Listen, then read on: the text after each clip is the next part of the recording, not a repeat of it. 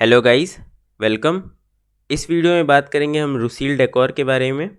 इस पे हम पहले भी एक बार वीडियो बना चुके हैं और मेरे स्टॉक फॉर लॉन्ग टर्म वाले प्लेलिस्ट में है और मेरे पर्सनल भी पोर्टफोलियो में, लॉन्ग टर्म पोर्टफोलियो में ये है। ठीक है, अगर आप उस वीडियो में जाके देखिएगा तो हम बहुत अच्छे से एक्सप्लेन किए थे इसका टेक्निकल, इसका वीकली बेसिस पे भी एक्सप्लेन किए थे और डे बेसिस पे भी एक्सप्लेन किए थे। अगर आप जाइएगा तो उस समय अप्रॉक्सीमेटली कुछ 383 रुपीज़ का चलता था ये स्टॉक। ठीक है, अब जो घट के हो गया है 261 रुपीज़। और इसका वीकली बेसिस पे हम जब एनालाइज किए थे तो कहे थे कि लेफ़्ट शोल्डर जो एक हेड एंड शोल्डर का पैटर्न बना है वो एक रिवर्सल इसको प्रोवाइड कर सकता है। स्टॉक वहाँ से वीक दिख रहा था, हम बोले थे। आप चाहें तो उस वीडियो में जाके क्रॉस चेक भी कर सकते हैं। और उसी का आगे में हम देखिए यहाँ पे हम फिर उसके बाद डे वाला पे भी कहे थे कि एक ट्रायंगल पैटर्न बन रहा है और इसका ये एक कंटिन्यूएशन पैटर्न है, तो ज़्यादातर इसका ब्रेकडाउन नीचे की ओर ही होता है। ये भी हम उस वीडियो में कहे थे। बस दिक्कत कहाँ आया कि हमने कहा था कि 2-3 सपोर्ट हमने बनाया था कि स्टॉक वहाँ पे आप बाई कर सकते हैं अगर होल्ड करे तो स्टॉक बेसिकली कहीं होल्ड नहीं किया। दिक्कत बस यही है कि 350 का एक लेवल बनाए थे और एक 300 का लेवल बनाए थे और उस वीडियो में फ्रैंकली कहे भी थे कि अगर उससे नीचे आ जाता है स्टॉक तो स्टॉक में फिर इंटरेस्ट मत लीजिए, एंट्री मत लीजिए, छोड़ दीजिए स्टॉक को। ठीक है, अब थोड़ा सा बात कर लेते हैं कि अब क्यों वीडियो बना रहे हैं और इस वीडियो में क्या क्या कवर करने वाले हैं। पहले तो हम लोग इसमें पूरा का पूरा इसका फंडामेंटल्स देखेंगे कि क्यों भाई ऐसा क्या हो गया फंडामेंटल्स में कि जो स्टॉक 600 पे चल रहा था वो अब 261 पे आ गया और हर दिन ही इसमें सेलिंग आ रहा है। सबसे पहले तो वो डिस्कस करेंगे हम लोग। उसके बाद हम लोग फिर से डीप डाइव करेंगे इसके टेक्निकल एस्पेक्ट्स पे और चार्ट पे देखेंगे कि चार्ट क्या कह रहा है, कहाँ इंपॉर्टेंट सपोर्ट है, कहाँ रेसिस्टेंस है और कैसे स्टॉक बिहेव कर सकता है आने वाले दिनों में। ठीक है, तो स्टार्ट करते हैं फंडामेंटल पार्ट से। फंडामेंटल पार्ट पे आ जाएं उससे पहले हम लोग एक्सप्लेन कर लेते हैं कि एक्चुअली कंपनी करता क्या है। दिक्कत ये है कि इस कंपनी को ज़्यादा लोग जानते भी नहीं हैं। बहुत अच्छे अच्छे जानकार लोग से भी जब मेरा बात हुआ था तो उन्होंने कहा था कि वो रुसील डेकोर को नहीं जानते हैं। ठीक है, तो देख लेते हैं कि एक्चुअली ये करता क्या है। कंपनी बेसिकली लेमिनेटेड और पैनल बोर्ड्स बनाता है और काफ़ी लीडिंग कंपनी है इंडिया में, जिसका ग्लोबल फुटप्रिंट भी है 51 प्लस कंट्रीज़ में। ठीक है, तो अब देखते हैं कि क्या ये कंपनी रेलेवेंट रहने वाला है फ्यूचर में। क्यों, देखिए जैसे जैसे इंडिया में जो लोग हैं अमीर हो रहे हैं उनका स्टैंडर्ड ऑफ लिविंग बढ़ रहा है।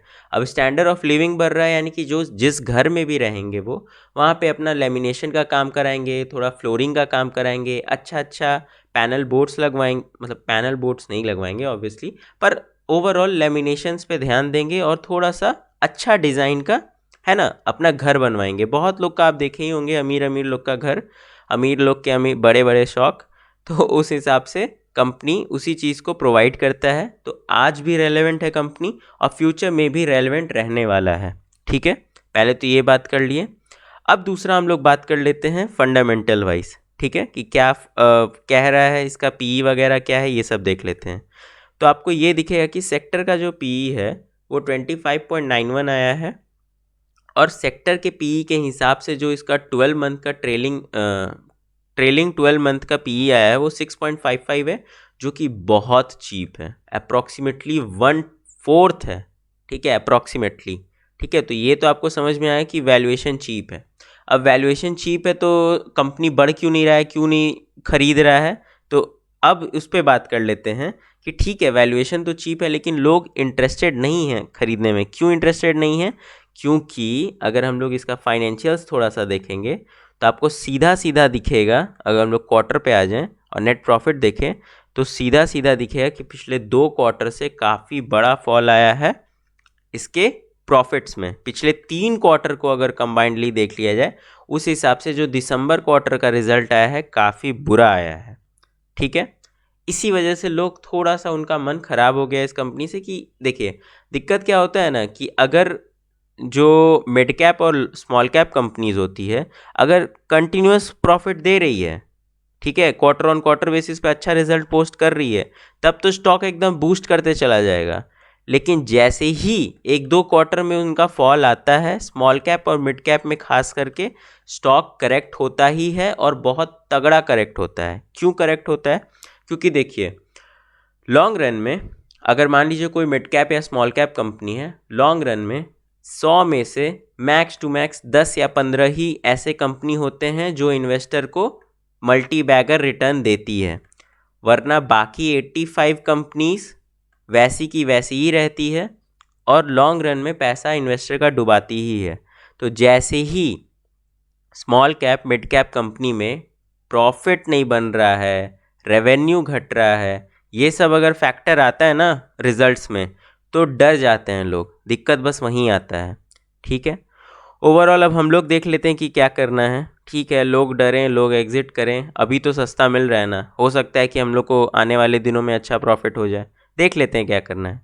तो थोड़ा सा हम लोग बैलेंस शीट इसका देख लेते हैं। बैलेंस शीट अगर आप देखिएगा तो इसका रिजर्व्स तो ठीक है बढ़ते जा रहा है, लेकिन जो इसका लाइबिलिटी है वो भी बढ़ रहा है और रिजर्व से ज़्यादा है। ठीक है, ये एक दिक्कत का बात है।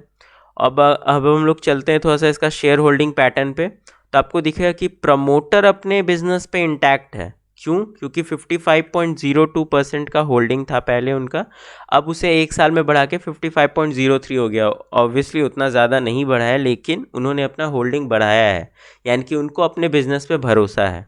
ठीक है, 55% इज़ अ गुड नंबर। पहले भी बोले हैं 50% के ऊपर अगर प्रमोटर का होल्डिंग है तो उस कंपनी के लिए बहुत अच्छा होता है। ओवरऑल 18.13% का उन्होंने प्लेज करके रखा है, यानी कि अपना स्टॉक गिरवी रखा है।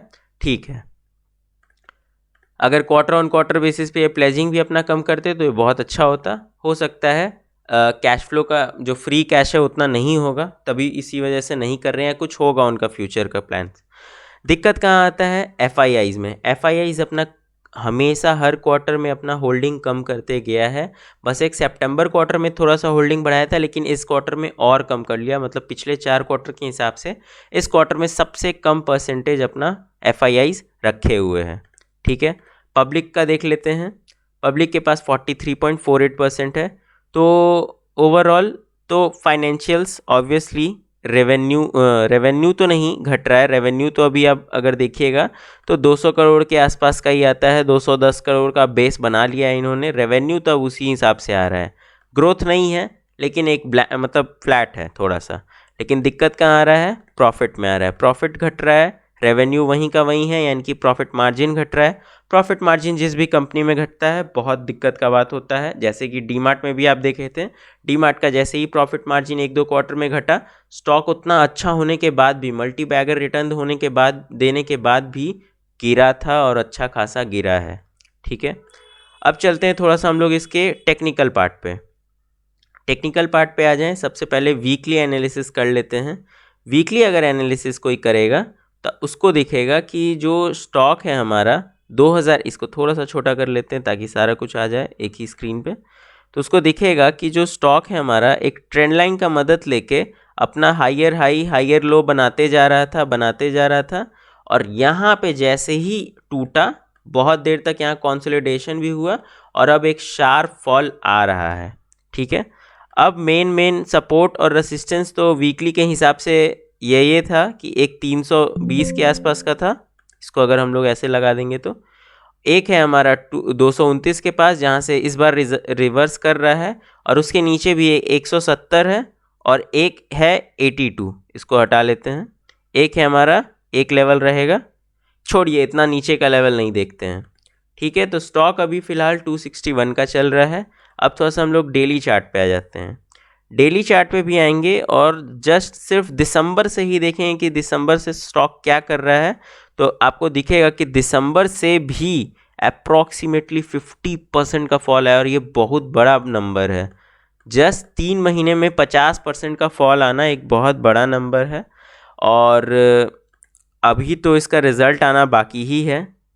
जो हमारा आया था दिसंबर क्वार्टर का रिज़ल्ट, वो तो ख़राब आया था, शायद उस वजह से भी फॉल हो सकता है। और अब थोड़ा सा बात कर लेते हैं कि इमीडिएट सपोर्ट और रेसिस्टेंस क्या है, और उस हिसाब से फिर हम लोग देख लेते हैं कि करना क्या है स्टॉक में। तो सबसे इम्पॉर्टेंट जो हम देखें कि 230 पे इसका एक बहुत इम्पॉर्टेंट सपोर्ट है और उससे बहुत तगड़ा एक रिवर्स लिया है।